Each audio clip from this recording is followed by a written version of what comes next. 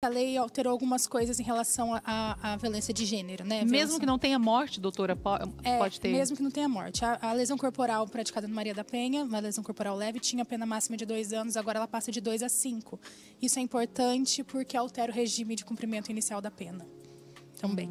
O que significa isso? Significa que, como a pena está um pouco maior, se a pessoa é condenada a 4 anos, ela tem que começar no semiaberto, por exemplo. Ela não pode começar no aberto. Uma pessoa que é condenada a uma pena de menos de 4 anos, ela começa no aberto. Que daí você o controle daquele homem, o controle daquela violência é mais complicado pelo Estado, né? Então, essa lei traz algumas alterações. Por exemplo, se um condenado por crime da Maria da Penha for para o regime semiaberto ou para o aberto, ele tem que estar monitorado com a tornozeleira eletrônica. Isso é importante também, porque daí você fica mais fácil de você garantir as medidas protetivas, como o afastamento. Então, tem algumas alterações muito importantes nessa lei. São alterações muito importantes, doutora, mas a gente ainda vê que são alterações que podiam vir com mais força, né? É que a gente tem uma resposta legislativa imediata a um problema enorme que a gente vive, e vive desde sempre, mas a alteração ela precisa ser feita não só na pena máxima ou no maior rigor legal. A gente precisa pensar numa alteração de mentalidade mesmo, né?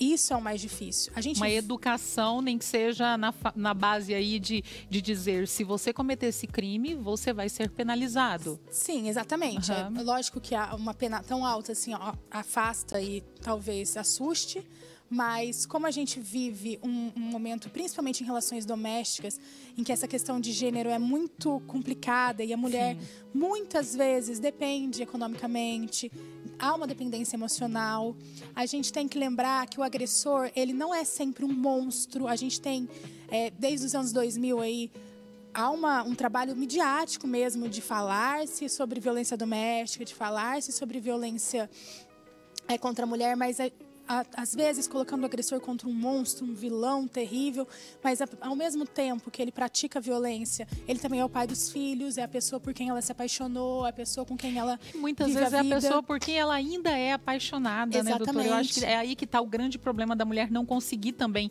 sair de dentro o financeiro, claro, mas ela tem aquele vínculo afetivo muito forte. Exatamente, a pessoa não é um monstro o tempo todo. E muitas vezes está do nosso lado e a gente não acredita. Nossa, mas ele é tão bonzinho. Pode ser um profissional, né? Um homem trabalhador, um homem que às vezes consegue sustentar realmente a família, mas é um homem violento com a mulher. Exatamente. E a violência, ela não vem só de violência física, né? A gente vai falar de violência psicológica, que é uma violência muito terrível mesmo, porque ela humilha a pessoa, ela vai colocando a pessoa cada vez pior. O praticante de violência de gênero, geralmente ele afasta a sua vítima do seu ciclo de amizades, e ele vai enredando ela de tal forma que realmente ela se vê impedida de sair daquilo.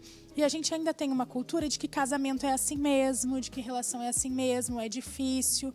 Então, às vezes, a pessoa passa anos e anos sofrendo violência psicológica, financeira, e não sofre uma violência física. Então, ela não entende aquilo que ela sofre como violência. Sim. Então, eu acho que a gente precisa educar, realmente. E falar muito sobre esse assunto é muito importante também. Para que as mulheres que estão em casa entendam que existe lei e os homens também. Os homens que praticam, as pessoas que praticam esse tipo de violência entendam que a lei vai vir. E agora vem mais severa. E é a mais severa que a gente tem. A lei vem, existe lei e existe rede de proteção. É muito importante falar que Londrina tem uma boa rede de proteção à mulher que sofre violência.